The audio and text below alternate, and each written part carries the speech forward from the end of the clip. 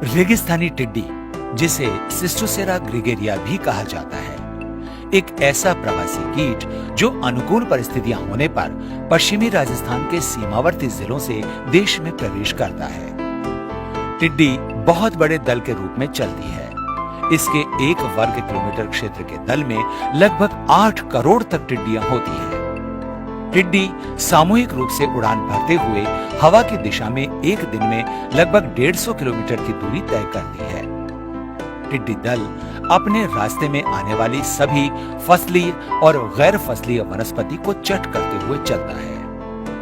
हालांकि ये कीट हर वर्ष नहीं आता, लेकिन जब भी ये आता है काफी नुकसान पहुंचाता है।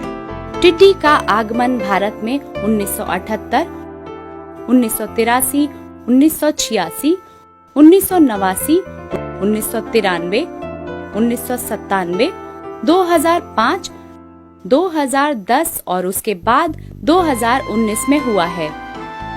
टिड्डी दल का सबसे बड़ा हमला 1993 में हुआ था।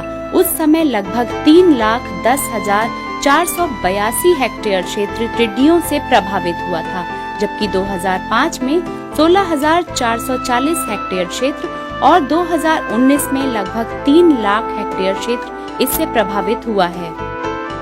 टिड्डियां मूल रूप से कैस्पियन सागर के ईरान, कजाकिस्तान, अजरबैजान, रूस, एरियल सागर के Uzbekistan, Tajikistan, Afghanistan, Kyrgyzstan, Turkmenistan, Balkhash झील के साइबेरिया, चीन में गिरने वाली नदियों के बालू रेत से घिरे डेल्टा, मरुभूमि में घास के मैदान, मध्य रूस के शुष्क गर्म मिट्टी वाले द्वीप, फिलीपींस के अनुपयुक्त आर्द्र और उष्ण कटिबंधीय घास के मैदानों में स्थायी रूप से निवास करती हैं और सामान्यतया भोजन या प्रजनन के लिए सऊदी अरब, कुवैत, यमन, ईरान और पाकिस्तान होते हुए राज्य के जैसलमेर और बाड़मेर जिलों से हमारे देश में प्रवेश करती है। टिड्डियों के झुंड ग्रीष्म मानसून के समय देश में आते हैं। टिड्डी चेतावनी संगठन इनकी गतिविधियों पर नजर रखता है और इसके देश में आने की सूचना देने के साथ साथ इसके नियंत्रण का कार्य भी करता है। इनके आने पर जरूरी है कि इसे हमारे खेत में न बैठने दिया जाए। इसके लिए थाली, डिब्बा या ढोल बजाकर या शोर मचाकर इन्हें आगे खदेड़ देना चाहिए। यदि टिड्डी शाम के समय कहीं बैठती है तो टिड्डी चेतावनी संगठन और कृषि विभाग को इसकी सूचना देनी चाहिए, जिससे इनका नियंत्रण किया जा सके। टिड्डियां जहां पर रात्रि में विश्राम करती हैं, वहां मादा टिड्डी अपने उदर भाग को जमीन में 15 सेंटीमीटर की गहराई तक गाड़कर जहां नमी मिलती है अंडे दे देती है।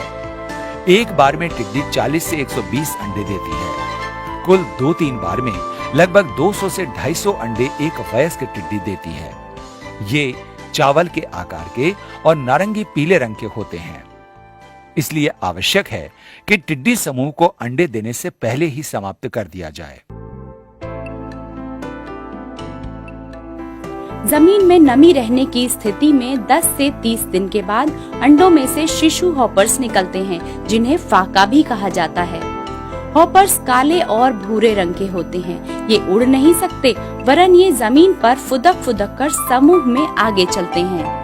ये वनस्पति के कोमल पत्तों को खाकर उन्हें काफी नुकसान पहुंचाते हैं। इनके नियंत्रण के लिए अपने खेत के चारों तरफ या इनके रास्ते में खाई खोद देनी चाहिए, जिससे सभी हॉपर्स उसमें गिरकर इकट्ठे हो जाएं। इसके बाद या तो उन्हें मिट्टी डालकर दबा दें या उसमें दवा स्प्रे कर समाप्त कर सकते हैं। हॉपर्स से वयस्क टिड्डी बनने में लगभग 20 से 25 दिन का समय लगता है। टिड्डी पहले गुलाबी, फिर भूरी और अंत में पीले रंग की हो जाती है। पीले रंग की टिड्डी पूर्ण वयस्क होती है। मादा टिड्डी आकार में बड़ी होती है और इस पर काले रंग के धब्बे होते हैं। ये प्रतिदिन लगभग अपने वजन के बराबर वनस्पति खा जाती है।